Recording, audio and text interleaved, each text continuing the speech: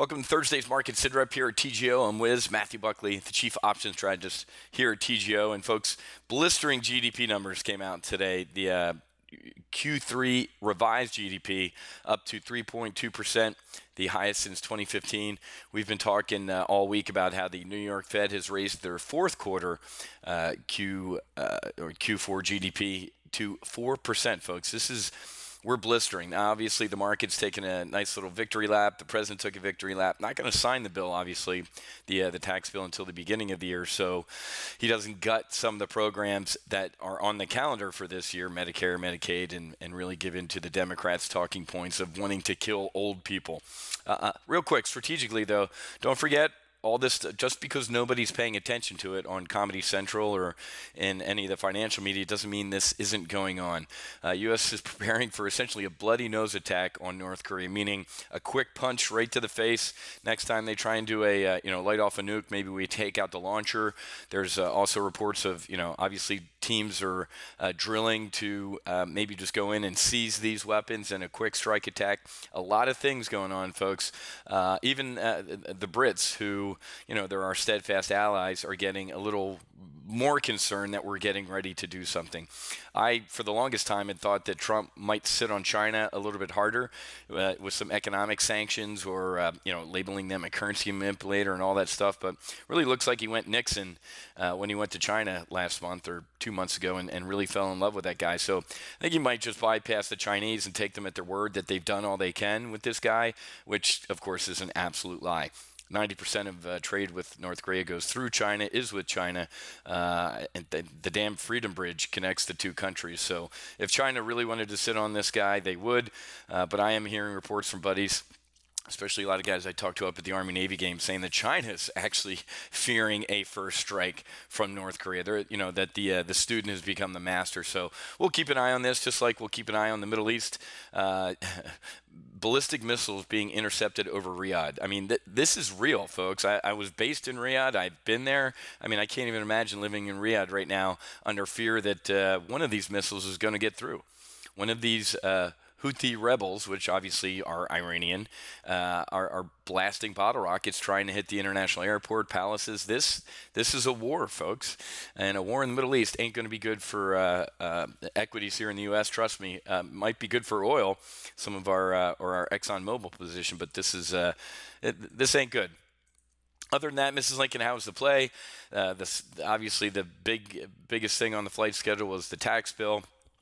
It's really funny to watch, especially like Joe Manchin, in West Virginia. He's a Democrat. Trump crushed Clinton in West Virginia. Him trying to explain his opposition to the tax deal. I challenge you. 80% of Americans are getting money back. Where do you find fault in that? And don't give me this shit about now Democrats care about the deficit. Oh my God, it increases the deficit $1.5 trillion. I'll spend $1.5 trillion to get back $10 trillion in investment and jobs. That's the difference. President Barack Hussein Obama put more debt on this country, just him as president, than every president before him combined.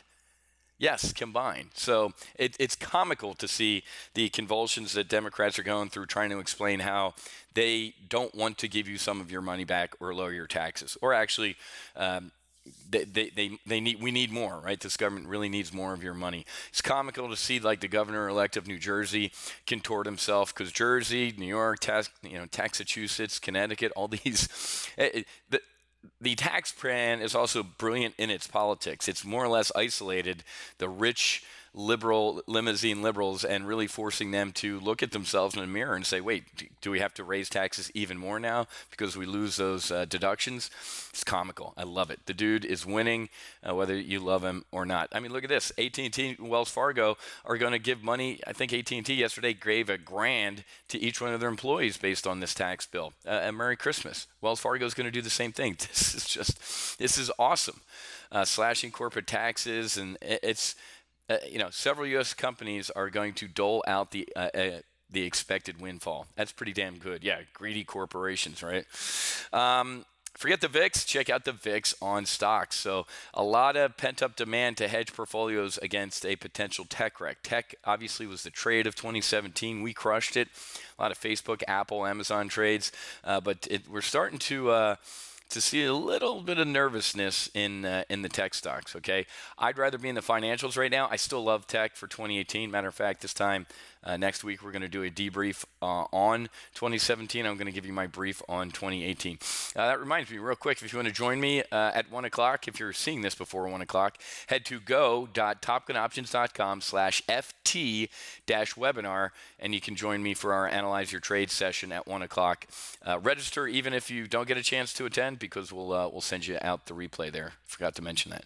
But things are going good, folks. Holiday spending set to hit a 12-year high. That's why our Apple Bull put spread we're going to take a look at.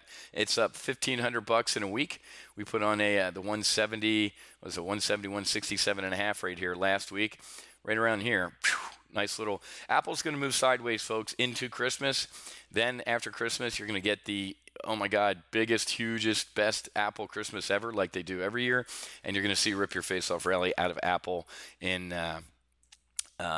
January. I remain cautiously bullish, folks. We might see a little pause and get flat during the holidays, and then after that, it's off to the races, folks. Once, January, February, February actually, when people start seeing this stuff back in their paychecks, man, it's gonna be good. So again, you have to have one eye on the exit and the ejection, one hand on the ejection handle, folks, because we get a bloody nose attack in North Korea or war in the Middle East, and in the blink of an eye, the VIX is going to go from $9-10 up to about 15 or 20. So we'll talk about that as well, potentially hedging and getting long some volatility through the holidays, just in case, man. God forbid we do have any sort of attack on Christmas or New Year's. I mean, we already tried to have a dude blow himself up in New York a couple weeks ago, a suicide bomber, and we have already forgot about that, right? So, all right, folks, I got to run. I'm getting ready for our 1 o'clock session, so head to go.topgunoptions.com/ft-webinar, and I will talk to you guys later. We'll see you.